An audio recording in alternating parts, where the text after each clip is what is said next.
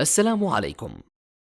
لا تنسوا الإعجاب بالفيديو والاشتراك في القناة تشجيعا لنا لنستمر بنشر المزيد إن شاء الله. يتواجد أسفل أظافر بعض الأشخاص شكل نصف قمر أو هلال، ويكون باللون الأبيض على الجزء السفلي من الظفر، وهو ما دفع الكثيرين للتساؤل حول أسباب ظهور هذه البقعة.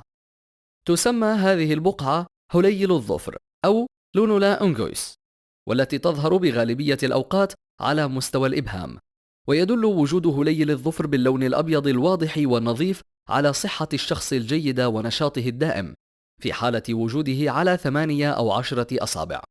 وفي المقابل، يدل ظهور الهليل بشكل خافت وضئيل على أن الشخص يعاني من صحة سيئة وإرهاق ونقص في الطاقة. أما إذا ظهر الهليل على الإبهام فقط، فهذا يعني أن طاقة الفرد الجسدية ضعيفة، وقد يصاب بأمراض في المدى القصير. والأظافر عبارة عن غلاف مكون من مواد بروتينية صلبة تدعى الكيراتين، وهي مواد شبيهة بمواد الكيراتين الموجودة في بنية الشعر وبنية جلد الجسم وكباقي أجزاء الجسم، وهي الأخرى عرضة للإصابة بأنواع مختلفة من الأمراض، وصحتها أحد مظاهر صحة أعضاء الجسم.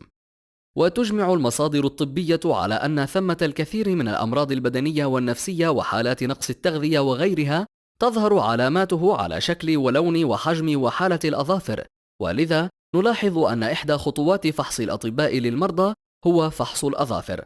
وفي بعض الحالات النادرة قد يظهر بألوان مختلفة، فإذا كان لون الهليل أزرق فقد يدل على الإصابة بالسكري، وإذا كان لونه أحمر فيدل على مشاكل في القلب، وإذا كان اللون مائل للأصفر فقد يدل على الإصابة بفطريات الأظافر. وأخيرا، عندما تلاحظون أي لون غريب على أظافركم لا تترددوا بإجراء الفحوصات الطبية اللازمة للتأكد من نوع المشكلة.